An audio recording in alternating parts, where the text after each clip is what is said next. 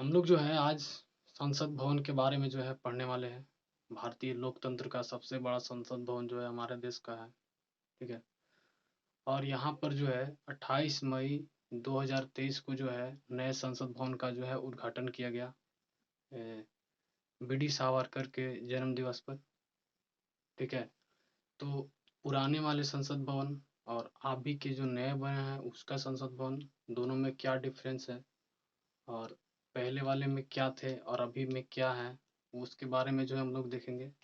तो सबसे पहले देखिए कि ये जो संसद भवन था, जो पुराने वाले संसद भवन थे, उसका स्थापना 1921 में हुआ था। वास्तुकार जो थे एडविन लुटियन से ब्रकर थे।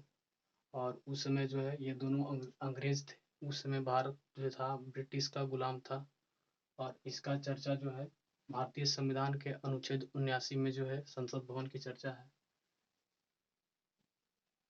इसका जननी जो है ब्रिटेन को कहा जाता है।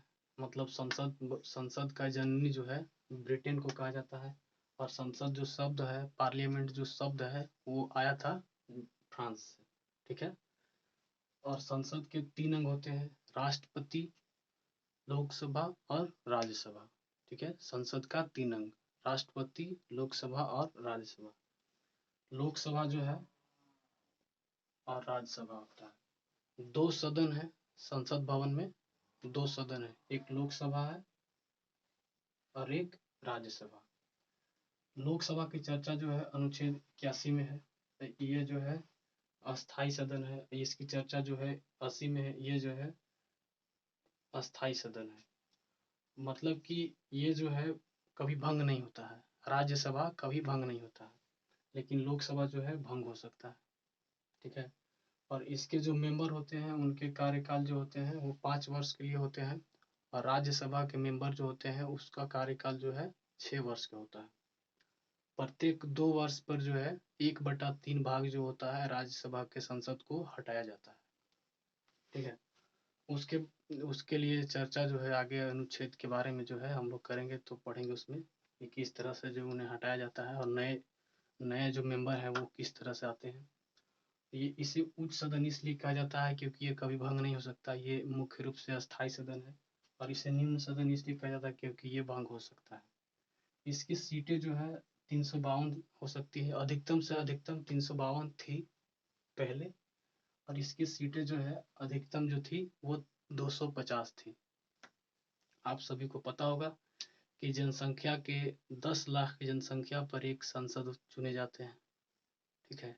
तो जिस तरह से जो है भारत की जनसंख्या बढ़ा, अभी तो भारत जो है जनसंख्या के मामले पे नंबर 1 पे हो गया है। तो जिस तरह से जो है जनसंख्या बढ़ा है उस तरह से जो है सीटों की संख्या भी बढ़नी चाहिए। तो इस वजह से जो है नए संसद भवन का उद्घाटन भी किया गया। और भी बहुत सारे दिक्कतें आ रही थी, जैसे कि टेक्नोलॉजी वगैरह में दिक्कत आ रही थी संसद भवन, पुराने वाले संसद भवन में। और इसमें जो है 352 सीट हो सकते हैं। और संसद भवन जो है उसमें जो है तीन तीन ठो भवन होता था, लोकसभा और राज्यसभा। और बीच में जो होते थे वो सेंट्रल हॉल थे। यदि कोई मिनिस्टर या फिर कोई बाहरी बाहरी के राजा या फिर पीएम कोई भी बाहर से आते थे तो वो सेंट्रल हॉल में ठहरते थे। लेकिन अभी के जो संसद है उसमें इस तरह की व्यवस्था नहीं है। ठीक है। अब जो है हम लोग देखेंगे कि हमारे जो नए संसद है उसके बारे में जो है हम लोग देखने वाले हैं।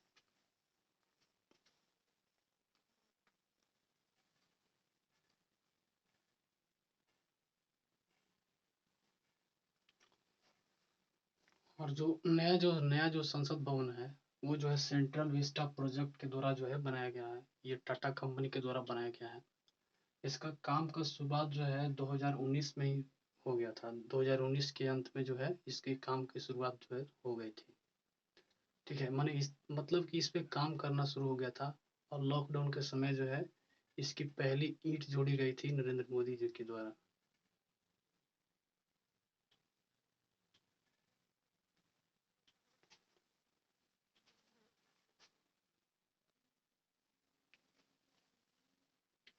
ठीक है।